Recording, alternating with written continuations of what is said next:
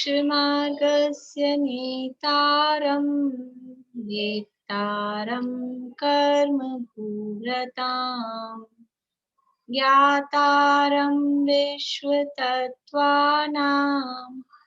वन्दे तद्गुणलाब्धये वन्दे तद्गुणलाब्धये। मोक्ष मार्ग के नेता एवं कर्म पर्वतों के भेदक और विश्व के सब तत्वों के ज्ञायक चेतन संवेदक सद्गुण आप समान प्राप्त हो यही भावना भाकर देव विनय पूर्वक करूं वंदना बारंबार जिनेश्वर देव बारंबार जिनेश्वर देव।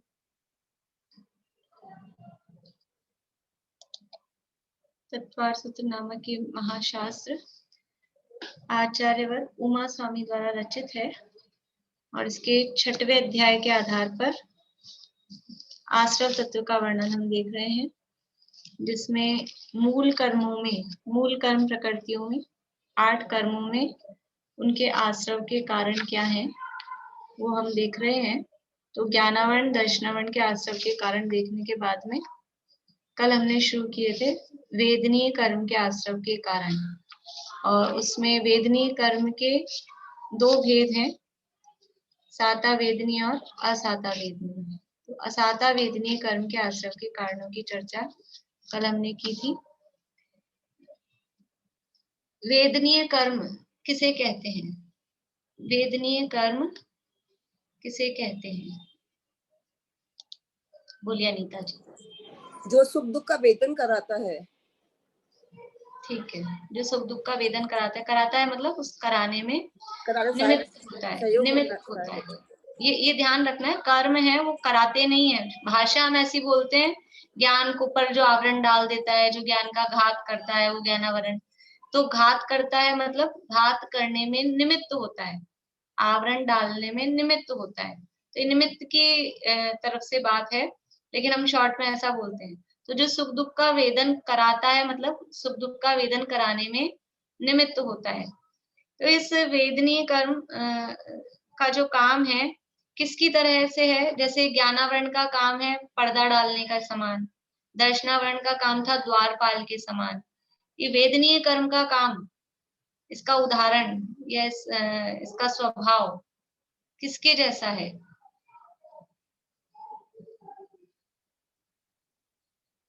बोलिए मनोरमा आंटी।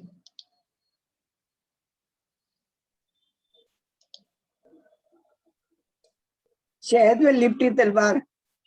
बढ़िया, शहद लपेटी तलवार के समान वेदनीय कर्म के लिए उदाहरण दिया जाता है। इसके स्वभाव के लिए शहद लपेटी हुई तलवार के समान। शहद लपेटी हुई तलवार का मतलब, जैसे कि तलवार का मतलब है बहुत शार्प है, जिससे यानी युद्ध क्षेत्र में लड़ा जाता है तो बहुत शार्प है, तीखी है, और उस पे शहद लिपटा हुआ है।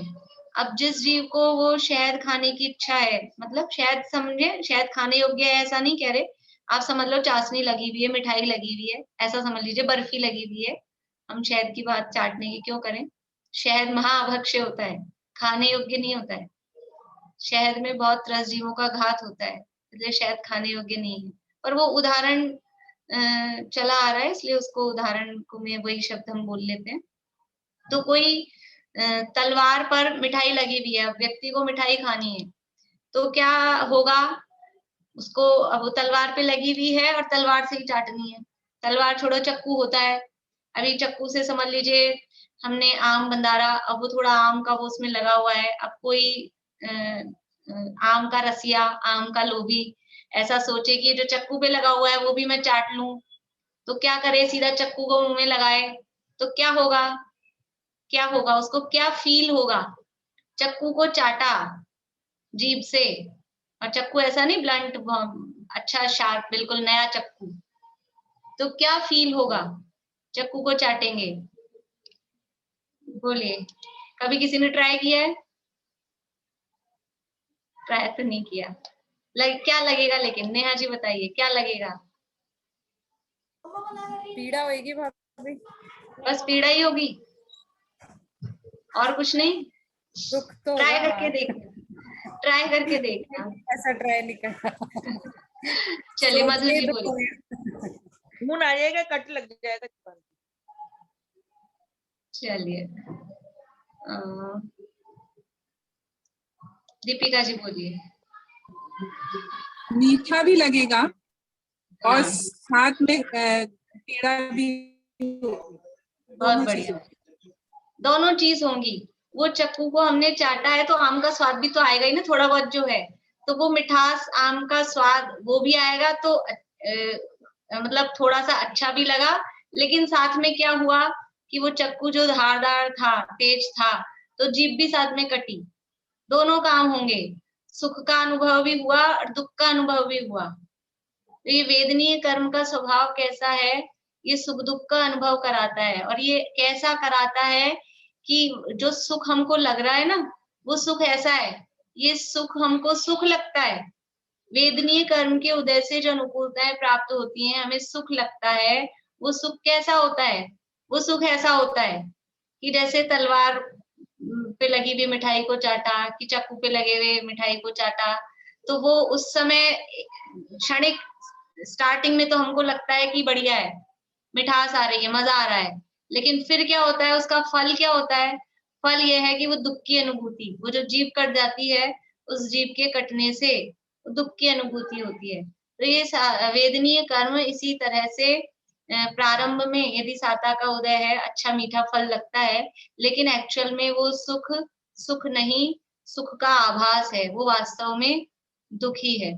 तो वेदनीय कर्म के लिए उदाहरण दिया है शहद लपेटी तलवार। ये उदाहरण तो नाम तो वही है, शहद लपेटी तलवार, तो वही हम बोलते हैं, यानी उसको चाटने पर मिठास भी आती है और फिर जीभ कटने से दुख भी होता है। इसी तरह का इसका फल रहता है।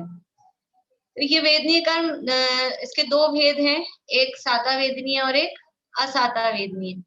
असाता वेदनीय किसे कहते हैं? रेखा जी बोलिए, असाता वेदनीय किसे कहते हैं? इसके द्वारा अशाता विधि, जिससे कि हमें दुख का अनुभव हो, जिस कर्म के द्वारा हमें दुख का, शौक का अनुभव हो, तो हम हाँ, अशाता विधि करते हैं। हाँ, तो इसको एक शब्द में हम ऐसा कह सकते हैं कि जो जिस कर्म के उदय के निमित्त से हमें प्रतिकूलता फील हो, अब वो सब प्रतिकूलता, दुख, शोक, ताप, आक्रंदन, वो सब उस प्रतिकूलता में आ जाएंगे। तो जिस कर्म के उदय से, या तो दुख कहें, हमें दुख फील हो या प्रतिकूलता फील हो, वो सब कहलाता है, वो कर्म कहलाता है असाता वेदनीय कर्म। और साता वेदनीय कर्म किसे कहते हैं? आशा जी बोलिए, साता वेदनीय कर्म किसे कहते हैं?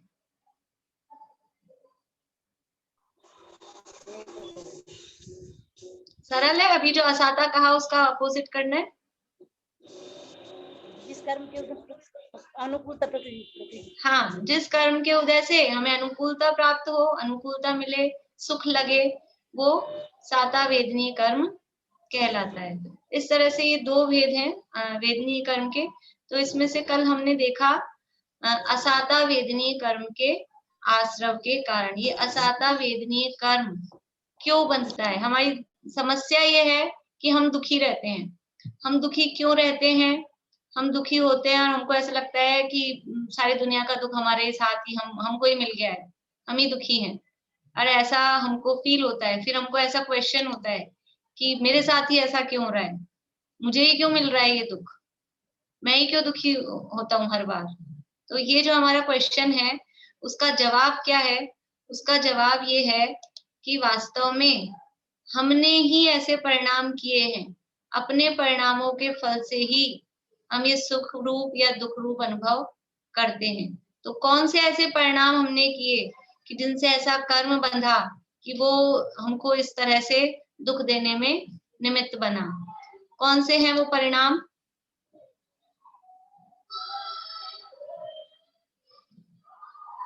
बोलिए मोनिका भाभी।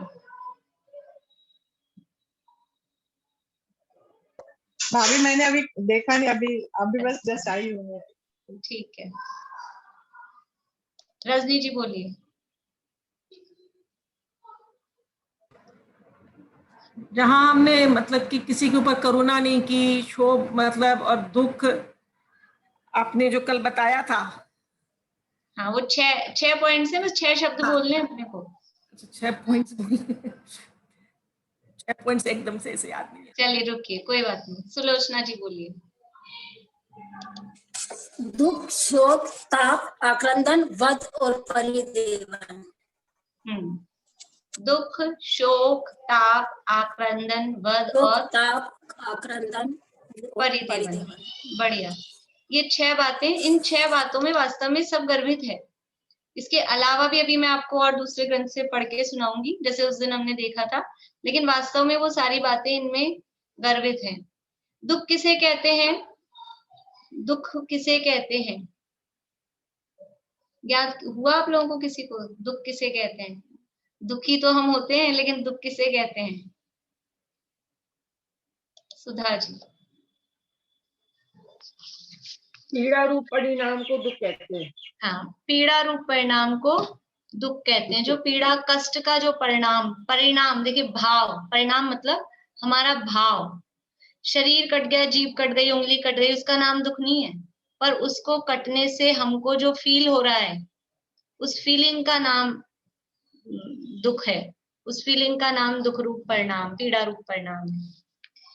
तो यहाँ ये हमने देखे थे, इन्हीं के जो कल ताप का अर्थ वो पूछ रहे थे सूरत वाले आंटी कि पश्चाताप, इसका यहाँ मैंने राजवार्तिक में देखा, तो वो अर्थ भी यहाँ दिया है, आप लोग लिख सकते हैं ये पश्चाताप का अर्थ। कि एक तो पश्चाताप हम करते हैं कि गलती हो जाए, उसके बाद में जो हम खेद करते हैं वो पश्चाताप कहलाता है। एक तो रेगुलर जो अर्थ है वो है ही। इसके अलावा कोई निंदे कार्य करने से अपना अपवाद तिरस्कार होने पर, यानी अपना अपवाद, ऐसे लिख लीजिए, अपना अपवाद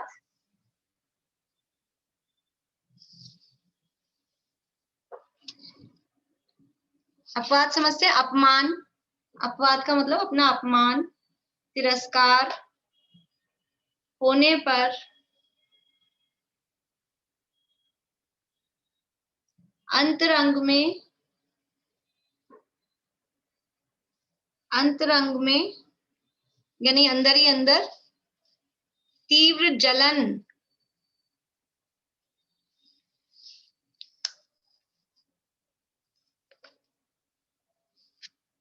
जलन रूप कलुष परिणाम, वो भी पश्चाताप कहलाते हैं। फिर से बोल रही हूं, अपना अपवाद, अपमान या तिरस्कार होने पर अंतरंग में यानी भीतर ही भीतर जो तीव्र जलन, अंदर से जलन जैसा ऐसी फीलिंग होती है, और कलुष परिणाम होते हैं, उसको पश्चाताप कहते हैं। यानी किसी ने कठोर जैसा डांट दिया जोर से सबके सामने, तो जो सबके सामने डांट दिया, अब उससे हमको क्या फील होता है? हमारा अपमान हो गया। और वो बात हमारे निरंतर चलती रहती है, इन्होंने मुझे ऐसा क्यों कह दिया, ऐसा क्यों कह दिया, ऐसा क्यों कह दिया। वो जो चीज निरंतर चलती रहती है उसका नाम भी पश्चाताप, उत्ताप। पश्चाताप मतलब वो ताप है, वो जला रहा है। ताप के एक तो पश्चाताप रूप अर्थ, वो जो हम रेगुलर समझते हैं पश्चाताप, और दूसरा ताप का अर्थ कि जो जलन होती रहती है, अंदर से हम जल रहे हैं, तो वो किसी ने हमारा अपमान किया, तिरस्कार किया, और वो अंदर ही अंदर हमको जलाती है वो चीज, वो भी ताप कहलाता है। तो उससे भी असाता वेदनी का आश्रव होता है। तो यानी किसी ने कुछ ऐसा कहा, तो ऐसी परिस्थिति में भी, यानी अपमान वाली जो परिस्थिति हुई, उसको क्या कहते हैं, डिलीट करें, डिलीट करने की कोशिश करें। डिलीट मतलब याद नहीं रखें, क्योंकि वो याद रहती है तो वो जलन पैदा करती है। तो उसको तत्व ज्ञान के माध्यम से उसको भूलने की कोशिश करें, उसको भूलें, तब जाके, वरना वो कंटिन्यू जब तक वो परिणाम चलता रहता है, वो चलता रहता है, वो बराबर जैसे ही खाली बैठेंगे फिर वही ध्यान आता है, तो वो उससे असाता वेदनी का आश्रय निरंतर होता रहता है। ये जो दुख है, पीड़ा है, ये तो थोड़ी देर की है, लेकिन ये जो परिणाम जैसे जैसे नीचे उतर रहे हैं ना, दुख शोक, दुख तो कंपैरेटिवली थोड़ी देर टाइम के लिए होगा, कहीं दर्द हो रहा है, कुछ हो रहा है, लेकिन शोक है उसका टाइम थोड़ा ज्यादा है, किसी का इष्ट का वियोग हो गया, अब वो थोड़ा लंबे समय तक चलेगा उसका जो दुख है। फिर ताप, ये ताप वाली स्थिति और लंबे समय तक चलती है, बराबर सालों सालों तक भी चलती है, जब तक वो दिमाग में उसको सजा के रखते हैं तो वो सालों सालों तक भी चलती है। इसके बाद में ये तीनों में फिर आक्रंदन है, वध है, परिदेवन है, इसमें इतने लंबाने वाली बात नहीं है, वो तो जितनी देर के लिए जो हो रहा है उस हिसाब से।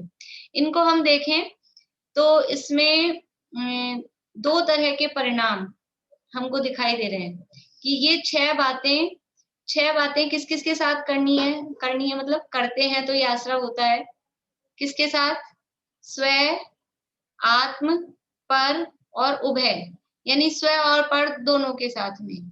तो अपने साथ में यदि खुद दुखी हो रहे हैं, खुद दुख, शोक, ताप, आक्रंदन, वध, परिदेवन रूप खुद हो रहे हैं, तो ये अपने घात किया, अपनी हिंसा की, खुद दुखी हुए।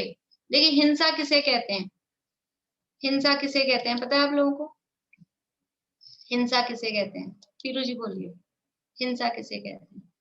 दुख देने को, मारने को। किसको मारना? मतलब दुख देने को। किसको? किसको दुख देना? खुद को और दूसरों को। ठीक है, बढ़िया। हिंसा किसे कहते हैं? कौन बता रहे हैं? सरोज आंटी बोलिए, हिंसा किसे कहते हैं?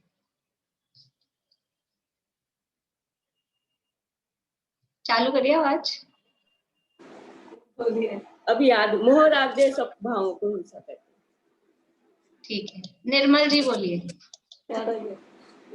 एकदम जीव का वध करना हिंसा एक तो, हाँ, किसी जीव का वध और करना, दूसरे अपने विचारों के द्वारा किसी को परेशान करना, खुद परेशान होना, अंदर अंदर सोचना, ये भी हिंसा। बहुत बढ़िया, बढ़िया। देखिए आप लोगों ने सबने हिंसा की परिभाषा बताई, अलग अलग बताई, और सभी हैं, हिंसा सभी है। हिंसा वास्तव में सामान्य रूप से हम कहते हैं किसी जीव को मारना, सताना, उसका दिल दुखाना, सामान्य रूप से बच्चों की भाषा में अपन कहें तो वो हिंसा कहलाता है। किसी जीव को मारना, सताना, उसका दिल दुखाना, ये हिंसा है। लेकिन इतनी मात्र हिंसा नहीं है। जैन धर्म में हिंसा किसे कहते हैं?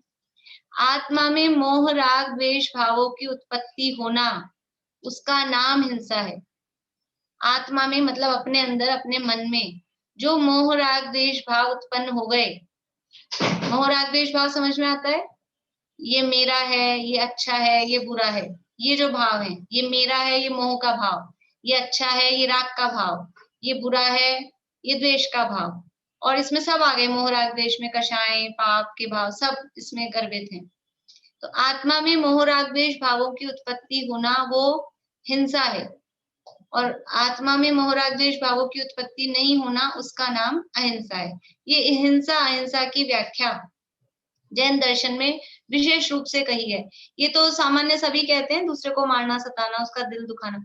मारना, सताना हिंसा है, और फिर उससे एक कदम आगे बढ़ो तो उसका दिल दुखाना, हमने मारा नहीं लेकिन कठोर वचन कहे, उसका दिल दुखा, वो भी हिंसा है। लेकिन उन सबसे पहले हिंसा क्या है कि यहाँ उसको मारने के लिए परिणाम पहले कहाँ हुए? दूसरे को मारा, दूसरे को मारने के लिए वो मारने के भाव कहाँ पैदा हुए? यहाँ। तो ये अपनी हिंसा, स्वयं के परिणामों से अपनी हिंसा वो पहले हो गई। दूसरे को सताने के भाव हुए तो खुद के अंदर वो राग द्वेष के भाव उत्पन्न हुए। तो आत्मा में मोह राग द्वेष भावों की उत्पत्ति होना वो वास्तव में हिंसा है, और बाहर में किसी जीव को मारना, सताना, उसका दिल दुखाना, वो भी हिंसा है। आगे आएगा 7वें अध्याय में ये आएंगी परिभाषाएं। ये हिंसा है। तो यहाँ क्या हो रहा है इसमें?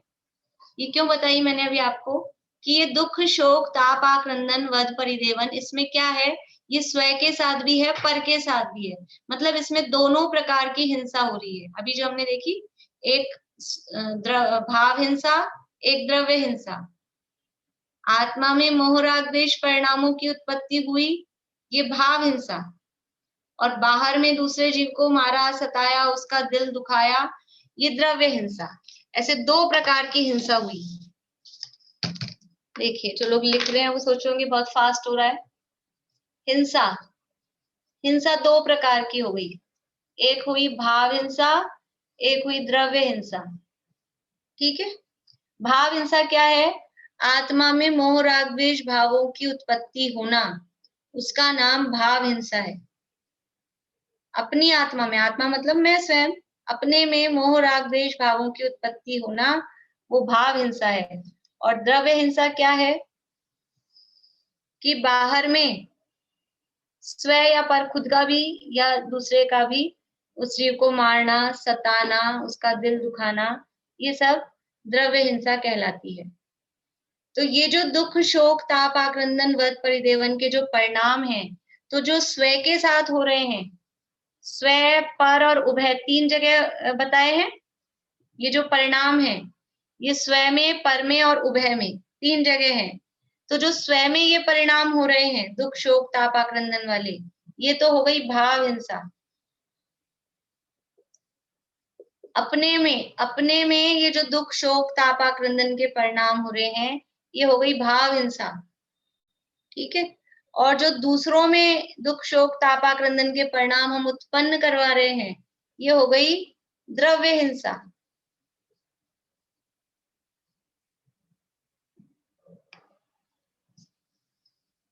पहले समझ लीजिए आप लोग, लिखते हैं मतलब समझ में आ रहा है, आते आते लिख रहे हैं तो कोई बात नहीं।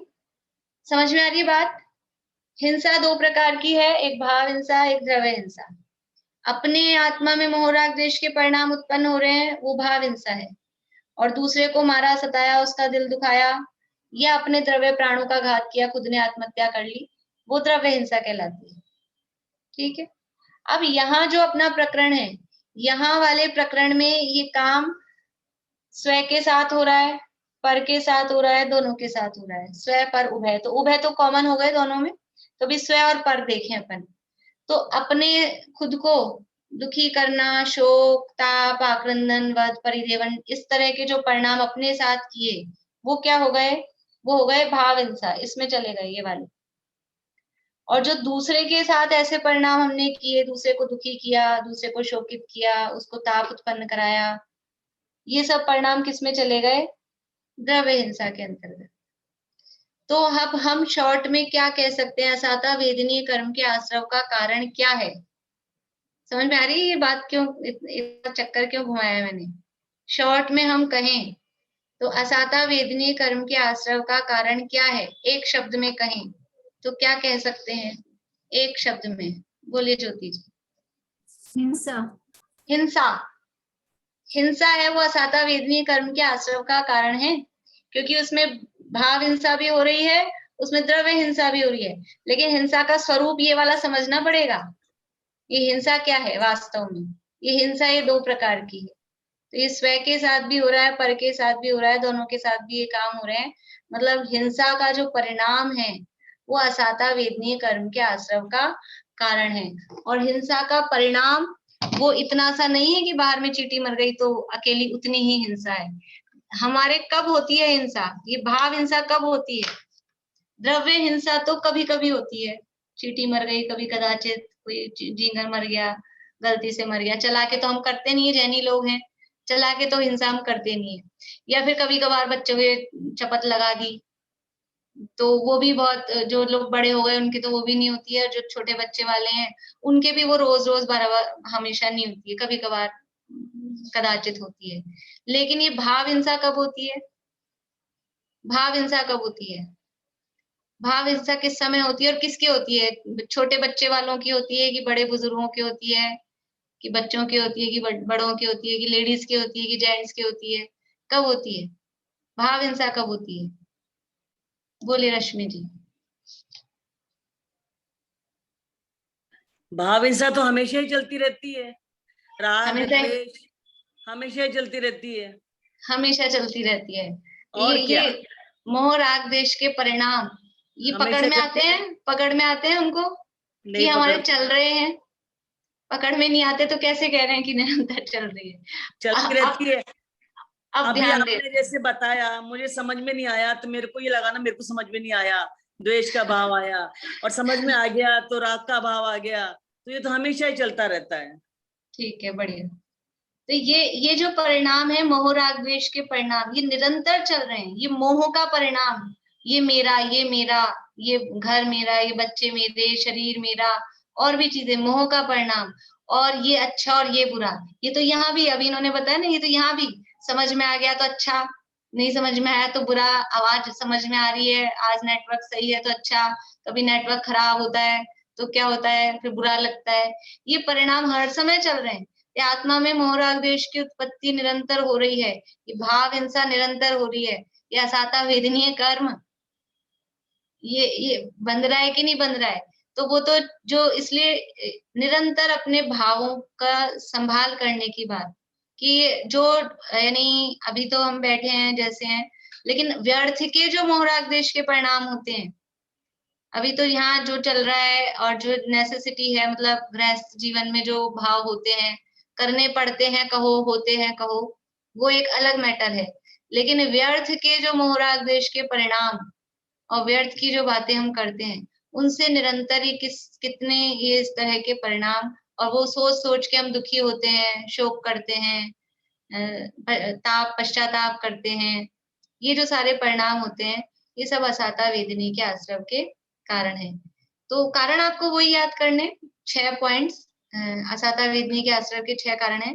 लेकिन इसको हम इस रूप में भी देख सकते हैं कि ये जो हिंसा है, वास्तव में ये हिंसा रूप ही ये सारे परिणाम है। स्वयं दुखी हो रहे हैं, अपनी भाव हिंसा हो रही है, अंदर से आत्मा दुखी हो रही है, खुद शोक कर रहे हैं, खुद ताप में जल रहे हैं, तो भाव हिंसा उसमें निरंतर हो रही है।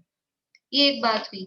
अब एक दूसरी बात इसी संदर्भ में, यद्यपि वो भी हम आगे बाद में पढ़ेंगे, लेकिन फिर भी क्योंकि यहाँ इसके साथ मैचिंग है उसकी, एक 4 प्रकार के ध्यान होते हैं। ध्यान का नाम सुना होगा आप लोगों ने, ध्यान करना चाहिए। तो ध्यान 4 प्रकार के होते हैं। बोलिए सरोज आंटी, कौन कौन से हैं? आर्त ध्यान, रौद्र ध्यान, धर्म ध्यान और शुक्ल ध्यान। बहुत बढ़िया। आर्त ध्यान, रौद्र ध्यान, धर्म ध्यान और शुक्ल ध्यान, ये 4 प्रकार के ध्यान हैं। उसमें से आर्त ध्यान किसे कहते हैं? आर्त ध्यान किसे कहते हैं? कहाँ है कोई? मीनू दीदी वगैरह? चलिए, हाँ अनिता आंटी बोलिए।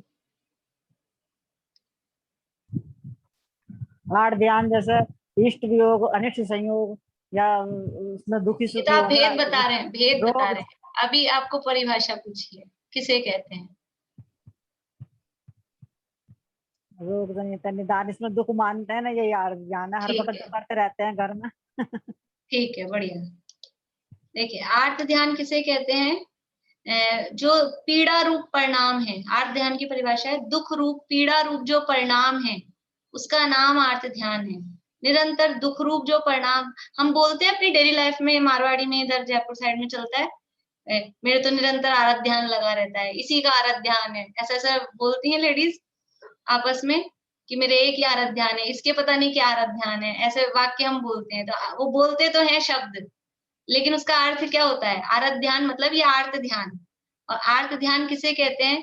निरंतर जो दुख का चिंतवन, दुख रूप, पीड़ा रूप चिंतवन को आर्त ध्यान कहते हैं। ध्यान का मतलब है कंटिन्यूटी, किसी चीज को कंटिन्यू फील करते रहना, विचार करते रहना, वो कहलाता है ध्यान। और पीड़ा का, दुख का ही निरंतर चिंतन चलता रहे, निरंतर बस पीड़ा, जैसे किसी के घुटनों में दर्द है अथवा कमर में दर्द है, तो निरंतर वही वही ध्यान में, वो घुटने पे कि कमर पे, जो भी जिसके तकलीफ हो, तो वो वही ध्यान लगा रहता है। तो वो उसको बोलते हैं ये आर्त ध्यान, दुख का चिंतवन, वो आर्त ध्यान कहलाता है। और ये आर्त ध्यान 4 प्रकार का होता है। बोलो प्रीति, कौन कौन सा है? ईस्ट वियोगज, अनिष्ट संयोगज, निदान, और एक क्या आदमी है? पीड़ा। पीड़ा, हाँ, पीड़ा चिंतन। 4 प्रकार का आर्त ध्यान है। इष्ट वियोगज, अनिष्ट संयोगज, ये भी अपने यहाँ 9वें अध्याय में है सारा प्रकरण। इष्ट वियोगज, अनिष्ट संयोगज, पीड़ा चिंतन और निदान। ये आप 90 अध्याय का 30 नंबर का सूत्र है, वहां पेज नंबर आएगा 381, उसमें देख सकते हैं। नाम जिन लोगों को समझ में नहीं आ रहे हो या लिखने हो, 381 पेज पे मिल जाएंगे आपको। 4 प्रकार के आर्त ध्यान होते हैं, इष्ट वियोगज, अनिष्ट संयोगज, पीड़ा चिंतन और निदान। निदान, निधान नहीं, निदान, द दान के आगे नहीं लगाना है, द से दवात वाला, निदान। ये 4 प्रकार के आर्त ध्यान होते हैं। तो इनका भी क्या स्वरूप है, यानी ये जो आर्त ध्यान का स्वरूप है, ये हमारे जो असाता वेदिनी के आश्रव के कारण है, इनसे मैच हो रहा है कि नहीं हो रहा है। असाता वेदिनी के आश्रव के कारण क्या थे, दुख, शोक, ताप, आक्रंदन। और यहाँ भी क्या है, इष्ट वियोगज, निरंतर मेरे किसी इष्ट का वियोग हो गया या हो नहीं जाए, ऐसा विचार करते रहना। तो वहां भी वही शोक वाला परिणाम है। कोई हमारा इष्ट व्यक्ति, इष्ट पदार्थ वो चला गया, उसका वियोग हो गया, तो वो निरंतर उसी रूप चिंतन चलता रहता है। तो ये इष्ट वियोगज जो आर्त ध्यान। फिर दूसरा अनिष्ट संयोगज, की पीड़ा आ गई, दुख आ गया, बीमारी आ गई, एक्सीडेंट हो गया, तो ये अनिष्ट का संयोग हो गया।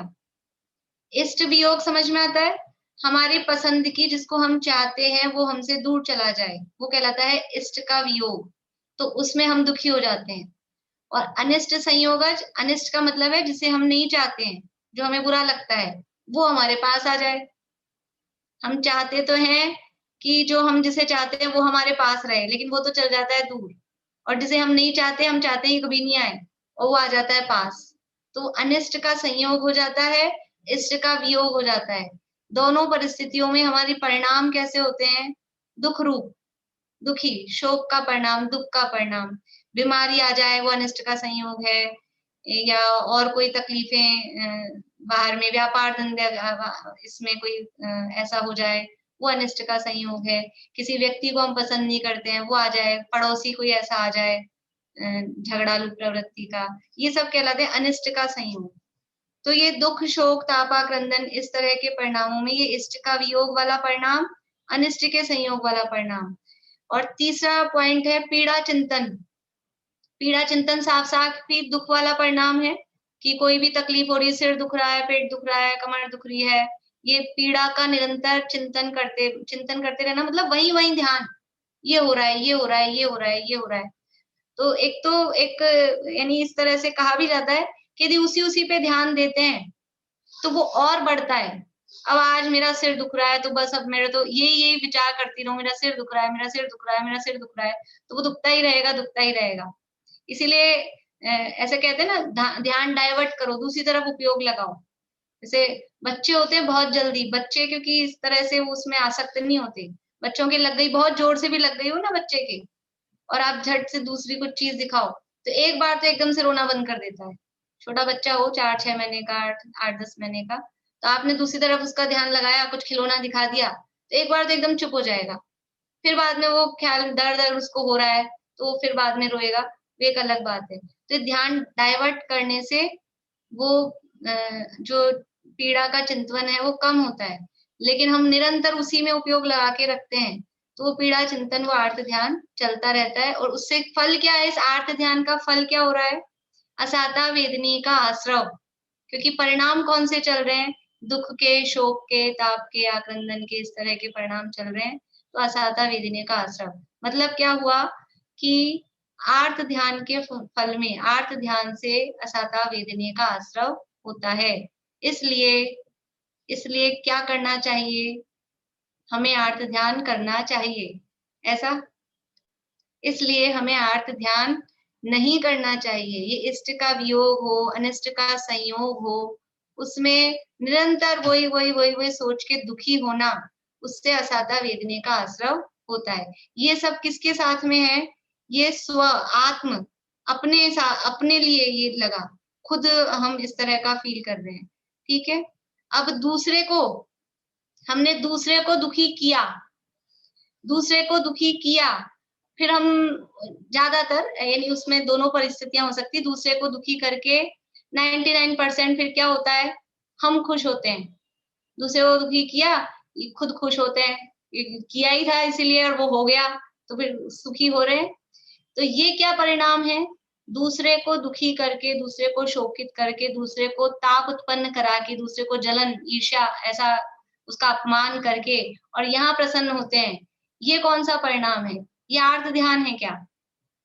दूसरे को दुखी करके खुद प्रसन्न हो रहे हैं तो ये आर्त ध्यान नहीं है, क्योंकि आर्त ध्यान तो दुख रूप परिणाम होता है। तो दूसरे को दुखी करके खुद प्रसन्न हो रहे हैं, ये कौन सा परिणाम है? बोलिए सुनीता आंटी। रौद्र ध्यान है। बहुत बढ़िया, ये रौद्र ध्यान है। 4 प्रकार के ध्यान देखे थे हमने, आर्त ध्यान, रौद्र ध्यान, धर्म ध्यान और शुक्ल ध्यान। तो दूसरे नंबर का जो ध्यान है रौद्र ध्यान। ये रौद्र ध्यान किसे कहते हैं? कि पाप करके आनंद मानना, उसका नाम है रौद्र ध्यान। पाप करके आनंद मानना, उसका नाम रौद्र ध्यान है।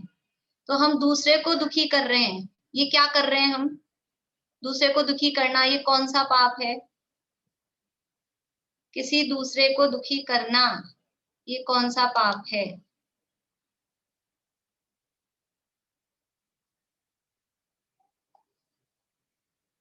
बोले नेहा जी। भाव हिंसा हुई भाभी। हाँ, दूसरे को दुखी करना वो द्रव्य में ही लेंगे, दूसरे की है ना। भाव हिंसा तो अपने आत्मा में मोह राग द्वेष। भाव हिंसा तो हुई है उसमें, साथ में अपने तो हुए ही हैं, लेकिन अभी मुख्य रूप से सामने वाले को देख रहे हैं, मतलब हिंसा हुई है। शॉर्ट में अपन कहें, द्रव्य हो भाव हो, दोनों तरह की हिंसा हुई है। दूसरे को दुखी किया मतलब हिंसा हुई, ये हिंसा पाप हुआ। अब इसमें हम खुश हो गए, दूसरे को दुखी करके वो उसका अपमान किया, वो पश्चाताप मतलब ताप में जल रहा है और यहाँ हम खुश हो रहे हैं। तो ये हमने हिंसा करके आनंद मनाया, इसका नाम है हिंसा नंदी रौद्र ध्यान। ये भी 4 प्रकार का है रौद्र ध्यान भी। हिंसा में आनंद मानना, वो हिंसा नंदी रौद्र ध्यान है। अब दूसरे को दुखी करके हम खुश हो रहे हैं, तो यहाँ पर ये रौद्र ध्यान भी साथ में हो रहा है। और भी रौद्र ध्यान के स्वरूप अलग हैं। चींटियां आ रही थी, मच्छर आ रहे थे, हमने ऑल आउट लगा दिया और वो मच्छर मर गए, हम खुश हो रहे हैं, ऑल आउट लगाया। जब जाके शांति से नींद आई, चींटियां आ रही थी वो लगा दी हमने और वो फिर सब मरी, भगी बोलते हैं हम, लेकिन वो सब मर जाती हैं और फिर हम खुश होते हैं, आज हमने अच्छा काम किया। किसी को डांटा और फिर अब मैंने डांटा, जब जाके ये कंट्रोल में आया है, तो हम अपनी पीठ थपथपाते हैं। भले ही वो घर में, घर गृहस्थी में बच्चों को टैकल करने में करना पड़ता है, लेकिन हम खुश होते हैं। तो वो जो हम खुश हो रहे हैं, ये हिंसा करके आनंद मान रहे हैं दूसरे की। और बड़ी बड़ी हिंसा करके समझ लो भारत ने पाकिस्तान के इतने उड़ा दिए सैनिक, और फिर खुश हो जाए कि हम खुश हो रहे हैं, तो वो तो बड़ी हिंसा में आनंद है ही है साक्षात। पर ये इस तरह से, अभी इसकी डिटेल करें तो अभी प्रकरण अपना वो नहीं है ध्यान का एक्चुअल में, तो वरना टीवी में किसी ने किसी को मारा, भी मोबाइल गेमों में वो जो भी सब हिंसा वाले गेम चलते हैं, फिर खुश होते हैं, ये सब क्या है? ये रौद्र ध्यान है, हिंसा नंदी रौद्र ध्यान। यहाँ तो अपने को समझना तो खाली हिंसा नंदी को है, लेकिन शॉर्ट में बता देती हूँ बाकी तीनों को भी। इसके बाद में है मृषा नंदी। मृषा यानी होता है झूठ, झूठ बोल के आनंद मानना, ये मृषा दिख रहा है आप लोगों को?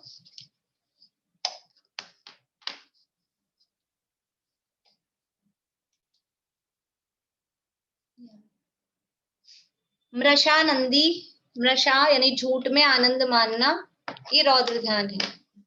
झूठ भी एक पाप है। फिर तीसरा है चौर्यानंदी, चोरी करके आनंद मानना। चौर्या भी लिख, चौर्यानंदी, चौर्यानंदी, चोरी में आनंद मानना।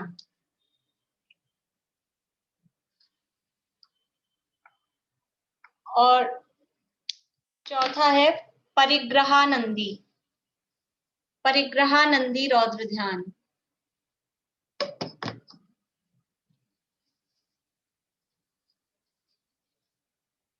परिग्रह इकट्ठा करके उसमें आनंद मानना।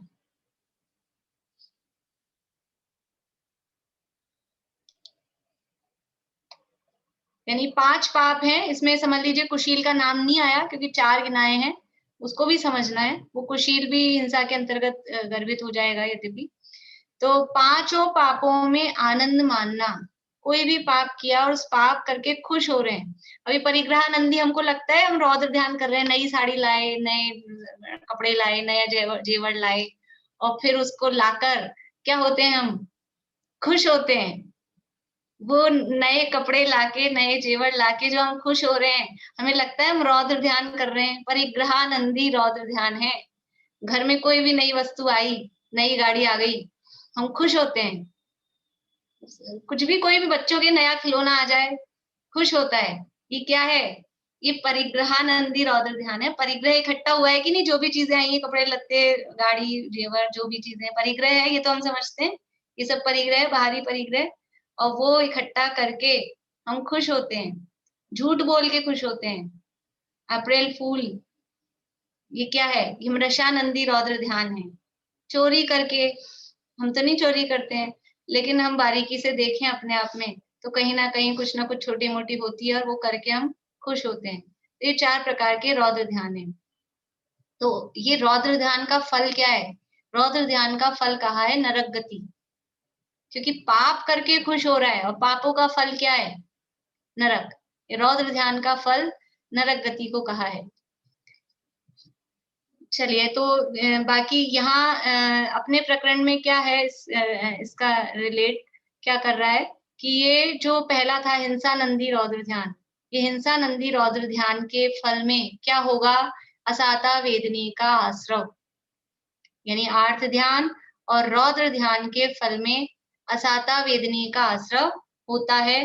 असाता कर्म बंधता है, और उसका कर्म बंध रहा है तो फिर क्या होगा कि वो उदय में आएगा, और उदय में आएगा तो क्या होगा कि हमको फिर से दुख वाली परिस्थितियां, हम दुखी हों, ऐसी परिस्थितियां हमको मिलेंगी। तो इसलिए यदि हम भविष्य में दुख नहीं चाहते हैं तो क्या करें? क्या करें? ये प्रकरण क्यों पढ़ा है हमने? ये प्रकरण क्यों पढ़ा है कि दुख किसे कहते हैं, शोक किसे कहते हैं? परिभाषाएं रटना, परिभाषाएं सीखना, ये ना आचार्यों का उद्देश्य है, ना हमारा उद्देश्य है। उद्देश्य क्या है कि ये जो प्रकरण हमने पढ़ा, तो हम दुखी तो हैं, ये हम मानते हैं, फील करते हैं, तो ये दुखी हम क्यों हैं? क्योंकि पूर्व काल में हमने ऐसे परिणाम किए थे, दुख के, शोक के, ताप के, आक्रंदन के, ऐसे आड़ ध्यान के, रौद्र ध्यान के, इस तरह के भाव हिंसा, द्रव्य हिंसा हमने की। उसके फल में हमको जो कर्म बंधा, वो ऐसा असाता विधि बंधा। अब फिर से हम वही परिणाम कर रहे हैं, तो फिर क्या होगा? फिर वही कर्म बंधेगा। इसलिए अब परिणामों को संभाल के, यदि एकदम से नहीं संभलेंगी, एकदम से कोई सोचे कि आज के बाद ऐसा नहीं होगा, ऐसा नहीं होगा। प्रैक्टिकल बता रही हूँ, आएगा वो परिणाम, लेकिन आते ही ये याद आए, ये अलार्म बजे कि नहीं, ये परिणाम गलत है, ये परिणाम खराब है, तो उस पे कंट्रोल हो सकेगा। और फिर धीरे धीरे वो हमारी लाइफस्टाइल बन जाएगी, फिर आदत में आ जाएगा। क्योंकि एकदम से तो अब पढ़ तो लिया, अभी किसी के घर वाले भी साथ में बैठे हों, कोई सुन रहे हो, तो कहेंगे कि लो, अब आपने पढ़ा था ना, लोग ऐसा कहते हुए मिलेंगे कि अब आपने पढ़ा था, अब आप दुखी हो रहे हो कि दुखी कर रहे हो, तो आपको नहीं करना चाहिए। तो वो ऐसा आक्षेप लग सकता है कि आपने क्या पढ़ा, क्या सीखा। मैं पहले ही बता रही हूँ, क्योंकि लग जाएंगे ऐसे आक्षेप कि आपने क्या पढ़ा, क्या सीखा। तो ये सुन के हम पढ़ना लिखना छोड़ नहीं दें, क्योंकि एकदम से चेंज नहीं होता है जीवन में, धीरे धीरे करके। क्योंकि अभी हम जिस स्थिति में है, जिस पोजीशन में, और इतने दिनों के संस्कार हैं, वो एकदम से नहीं छूटते हैं।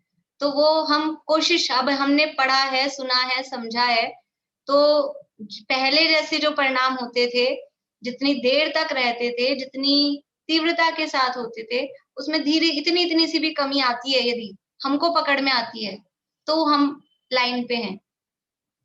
और एकदम से भी आती है, ऐसे बहुत कम लोग होते हैं, बहुत तीव्र पुरुषार्थ की बात है, लेकिन धीरे धीरे भी आती है, तो हम लाइन पे हैं। हम धीरे धीरे अभ्यास करें, कोशिश करें, इन परिणामों से बचने की कोशिश करें। व्यर्थ के जो परिणाम हैं, व्यर्थ के अननेसेसरी जो इस तरह के आर्त ध्यान, रौद्र ध्यान के परिणाम हैं, उनसे हम बचें।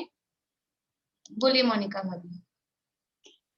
भाभी जिसके मतलब जो कहते हैं कि बहुत निर्मोही है, तो वो अच्छा है या फिर जिसकी मेमोरी लॉस हो गई है वो सही है कि उसे कुछ याद ही नहीं रहता?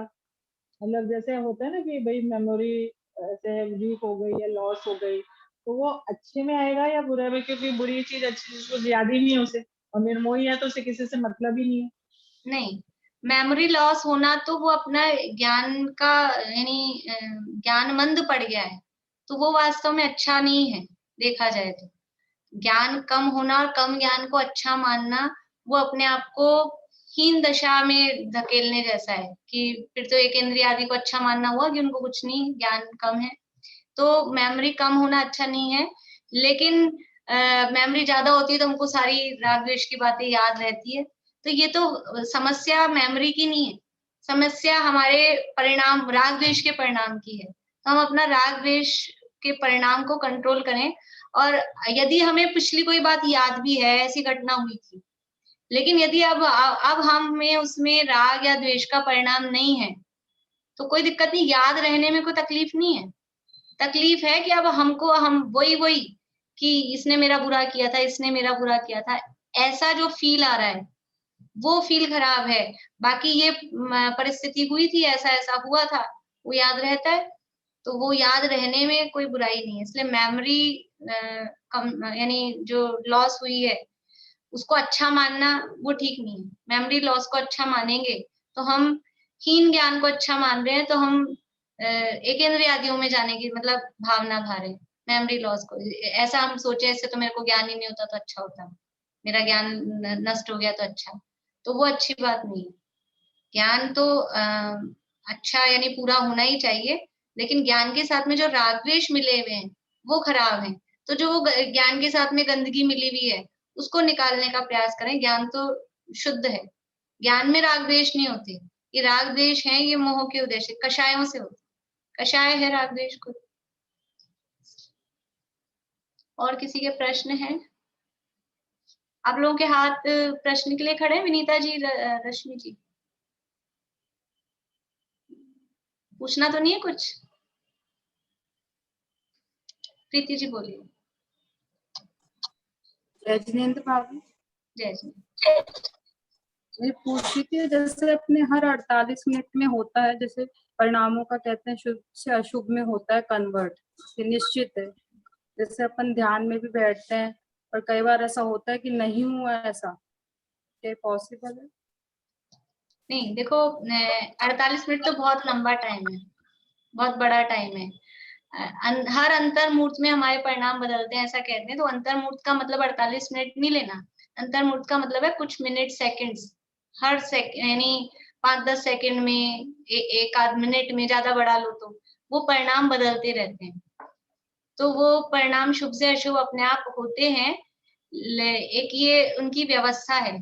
लेकिन फिर भी वो अशुभ किस टाइप, जैसे अभी हम बैठे हैं, अपने को 1 घंटा लगभग होने वाला है, तो क्या इस बीच में हमारे शुभ ही शुभ भाव चल रहे हैं? ऐसा नहीं होता। हमको ऐसा भी परिणाम आ रहा है ना, ये पोस्चर थोड़ा आगे हो गए, थोड़ा पीछे हो गए, इतने में ही अशुभ हो गया, तो वो माइनर वाला अशुभ है। मतलब वो ऐसे हिंसा, झूठ, चोरी, कुशील वाले ऐसे अशुभ नहीं है। लेकिन ये हमने थोड़ा बहुत भी, ये हमको ऐसा लगा कुछ पांव इधर उधर किए हैं, कभी हाथ इधर उधर किए, कभी वीडियो ऑन की, कभी ऑफ, ये जो भी परिणाम आ रहे हैं, ये इतने में ही, कभी घड़ी पे नजर चली गई, बस वो इतने बारीकी से ये शुभ अशुभ बदलते हैं। तो ये बदलते हैं, ये अपने आप हो जाता है ऐसा। तो क्या मतलब आप क्या पूछ रहे हो अब इसमें?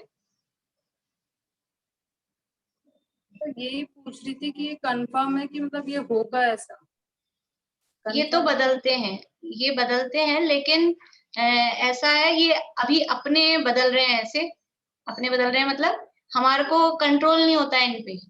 पर जैसे जो मुनिराज वगैरह हैं, वो अपने भावों पे, क्योंकि वो आत्मा का आश्रय लेकर वो उनको कंट्रोल भी करते हैं वाली भाषा, मतलब कि वो, क्योंकि उपयोग उनका अब अशुभ में जाता ही नहीं है। हमारे तो शुभ अशुभ बदलते हैं, उनके शुभ और शुद्ध ऐसे बदलते हैं। तो ये जैसे जैसे हम यानी स्वाध्याय करेंगे, ज्ञान प्राप्त करेंगे और जीवन में हमारे उतरेगा, तो वैसे वैसे वो भावों में अपने आप फिर वो फ्रिक्वेंसी में फर्क पड़ता है। वो जो फ्रिक्वेंसी अभी अशुभ की ज्यादा है, शुभ की कम है, अशुभ अशुभ ही लंबा चलता दिखता है, तो वो फ्रिक्वेंसी में फर्क पड़ता है। हमको लगता है 3 घंटे मूवी देखे तो अशुभ या शुभ परिणाम हुए, ऐसा मोटा मोटा ऐसे लगता है ना, 3 घंटे मूवी देखने में शुभ भाव है कि अशुभ भाव, तो वो अशुभ भाव समझ में आ रहा है। 3 घंटे प्रवचन सुन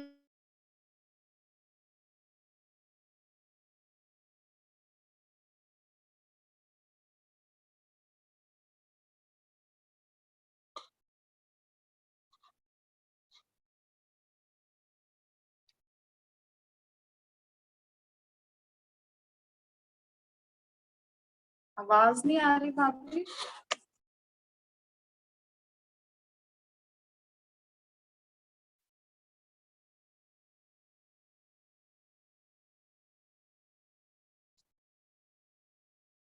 तो शुभ भाव समझ में आ रहा है। मोटे ही पिक्चर देखें आप, शुभ भाव का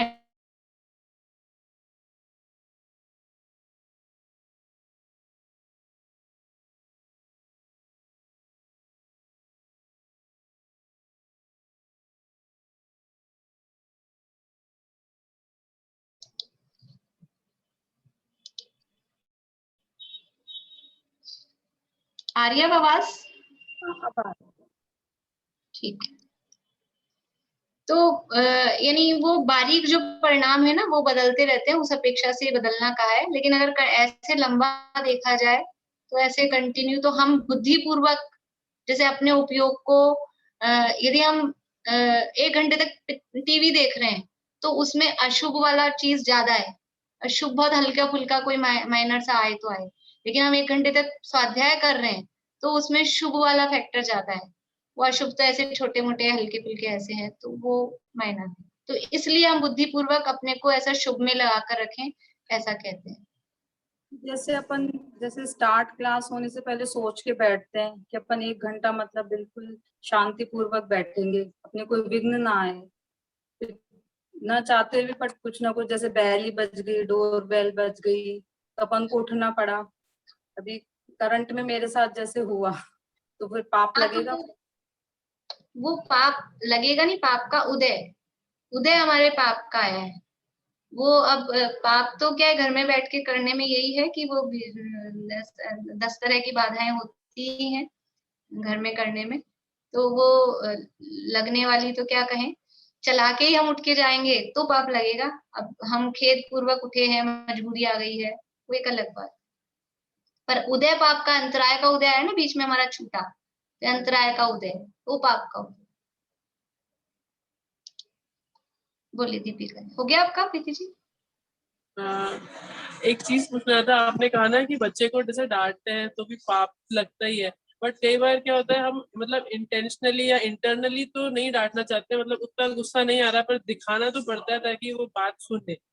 तो अब उसमें मतलब हमारे मन में ऐसा गलत नहीं है उसके लिए, बट हम चाहते हैं कि वो ऐसा ना करे। जैसे कि वो मोबाइल देखता है तो मेरे को लेना ही पड़ेगा क्योंकि एक लिमिट से ज्यादा नहीं देना, तो फिर अब उसमें पाप लगेगा बहुत, क्या होता है उस नहीं, चीज? वो एक सूत्र हम पीछे पढ़ के आए ना, तीव्र मंद ज्ञाता ज्ञात भाव, कि आपका अभिप्राय क्या है। हमारा अभिप्राय उसको सुधारने का, या उसकी मतलब यानी बच्चे तो कहेंगे बुखार हो रहा है मुझे आइसक्रीम खानी है, हम डांटेंगे नहीं देंगे, तो हमको उसकी भलाई का उद्देश्य है उसके लिए। लेकिन हम जो कर रहे हैं ना, हमारे परिणाम अभी जो क्रोध रूप हो रहे हैं, उसका थोड़ा बहुत तो लगेगा ही, ऐसा नहीं कि बिल्कुल भी नहीं लगेगा, लेकिन वो बहुत कम होता है, उसमें फर्क पड़ता है स्थिति और अनुभाग में। तो अगर हमारा अभिप्राय सही है, हमारा उद्देश्य सही है, हम अच्छे उद्देश्य से ये काम कर रहे हैं, तो फिर वो पाप उस तरह से नहीं लगता है। लेकिन हम बस डांट ही रहे हैं, यानी हम कुछ भी करके दूसरे को डांट रहे हैं, कर रहे हैं, तो वो उसमें वैसा उद्देश्य। बच्चे को भी डांटना पड़ता है, एक तो कुछ लोगों की नेचर ही हो जाती है, जरा सी बात पे बिना चपत लगाए बात ही नहीं करते, बोलेंगे ही तो चपत लगाएंगे, डांट के ही बोलेंगे, वो चीज गलत है। लेकिन एक मजबूरी में अब कंट्रोल में नहीं आ रहा है, अब इसको डांट के ही बोलना पड़ेगा, वो एक परिस्थितियां होती हैं। तो उसका जैसी भी परिस्थिति हो, उस हिसाब से, हमारे अभिप्राय के हिसाब से, उस अनुसार वो कम ज्यादा होता है। ऐसा नहीं है कि बिल्कुल बहुत पाप जैसा दूसरे को अपन वैसे डांट रहे हैं, बच्चे को अपने भलाई के लिए डांट रहे हैं, तो उसमें फर्क पड़ता है, क्योंकि अभिप्राय हमारा भलाई का है। नहीं, उसमें वो भी होता है ना, जैसे कि जैसे नानी दादी होते हैं तो कहते हैं इतना जोर से मत डांटो, प्यार से कह दो, तो प्यार से तो सुनते ही नहीं है। तो फिर वो हो जाता है कि ऐसा गिल्टी लगने लगता है कि यार मैंने इतना तेज डांट दिया क्या, मतलब मुझे ऐसा नहीं करना चाहिए था शायद, या तो वो बच्चे फायदा उठाते हैं कि हाँ नानी दादी के सामने तो ठीक है, अब मम्मी को डांट पड़ने वाली है, अपना तो कुछ वो घर में वो होती है ये सब परिस्थितियां, और वो करना पड़ता है। लेकिन हमारा उद्देश्य मतलब बच्चों के साथ में बहुत ये होता है, जो बच्चे जिनके हैं उनके साथ में ये सब बहुत समस्याएं हैं, क्योंकि वो करना पड़ता है वो सब बातें। लेकिन फिर भी कोशिश करें कि कम से कम, एक्चुअल में हमारी समस्या कहाँ से चालू हो जाती है कि वो शुरू से ही, अभी तो बड़े हो गए ना बच्चे, उसके बाद में हमारी भी आदत वैसी हो गई, उनकी भी आदत वैसी हो गई। वो बच्चे जब बॉर्न हुए हैं, जन्म से ही उनके साथ कैसा हम ट्रीट करें, उनको किस तरह से पालें, उससे पहले खुद की नेचर कैसी रखें, इसकी भी बहुत बड़ी मतलब एक जिम्मेदारी है। और वो सब पहले से, लेकिन वो नहीं होता है सब, और वो पहले से जैसे नेचर रहती है, दूसरों को जैसा हम देखते हैं अपने घर में अपनी बहनों को, भाभीियों को, कि वो ऐसा डांटते हैं, ऐसा करते हैं, तो अपने भी वही नेचर आती है और वही सब चलता रहता है। तो पहले तो कोशिश ये करें कि बिना शुरू से ही बच्चों को बिना डांट के काम चल जाए। लेकिन नहीं चलता है तो वो एक बार जब बढ़ती जाती है बात, परिस्थितियां, तो वो डांटने पे डांटना ही पड़ता है। अब जो भी है लगेगा तो लगेगा। अब जैसे ये इसीलिए कहा कि हम जिस भूमिका में हैं उसमें सब अपने अपनी परिस्थिति खुद समझते हैं कि कैसे हम टैकल करेंगे। लेकिन अननेसेसरी बस डांट, ये जो मान्यता है कि डांटने से ही मानेगा, ये मान्यता गलत है। बहुत बार ऐसा होता है डांटने से भी नहीं मानता है, और हम ज्यादा डांटते हैं तो वो हमने सब बड़े हो जाते हैं, आमने सामने हो जाते हैं, वो ऐसा कहते हैं नहीं करूंगा, अब बोलो, अब क्या करूं, वैसा कह देंगे नहीं करूंगा, अब बोलो, तो फिर क्या कर सकते हैं। इसलिए जो हमारी ये मान्यता है कि हमारे डांटने से ही मान रहे हैं, वो तो है ही नहीं वास्तव में। वो जब तक उनको मानना होता है तब मानते हैं। तो कोशिश करें कि प्यार से ही काम चलाएं, लेकिन वो प्यार से करते करते भी वो जैसा खुद को लगता है कि भी बिगड़ रही है बात, तो डांटना भी पड़ता है। और वो पाप जैसा जैसा लगना है उस हिसाब से, अभिप्राय के हिसाब से लगता है। चलिए एक इसी पे वो अभी आज हर सैटरडे होता है, विकास जी छाबड़ा है इंदौर वाले, अभी 2-3 सैटरडे से ले रहे हैं वो पेरेंटिंग पे ही, किस तरह से बच्चों को यानी पालन पोषण किया जाए, उसके लिए हर सैटरडे लेक्चर चलते हैं उनके 8:30 से 9:30। मैंने एक दिन डाली भी थी पिछली बार लिंक। जैन कोश करके यूट्यूब पे चैनल है उनका, जैन कोश। तो जो लोग इंटरेस्टेड हो वो देख सकते हैं कि देखना चाहिए। मतलब जिन लोगों की शादी हो गई है, अभी बच्चे नहीं हुए हैं वो भी, जिनकी नहीं हुई है, शादी लायक है, उनको भी अभी से देखना चाहिए, तब जाके वो आगे जाके काम चलता है। अभी बच्चे बड़े हो गए, उसके बाद अब सीख रहे हैं, तो सारी वो बोलते हैं ना, वो मटका पूरा गड़ गया, अब उसको बदलना बहुत मुश्किल होता है, बहुत कठिन होता है, टूटता ही है, बहुत मुश्किल पड़ती है। लेकिन वो गीली मिट्टी में ही, तो हम भी पहले खुद भी गीले हों, मतलब खुद भी उस स्थिति में हो तब, और बच्चे भी हों छोटे उस हिसाब से। लेकिन फिर भी अच्छा है, मतलब अच्छा बताते हैं वो, अच्छी चीज। चलिए अभी अपना समय हो गया, पूरा करते हैं यही। आज शाम को वो क्लास है अपनी, जो बेसिक वाली क्लास है, वो शाम को है।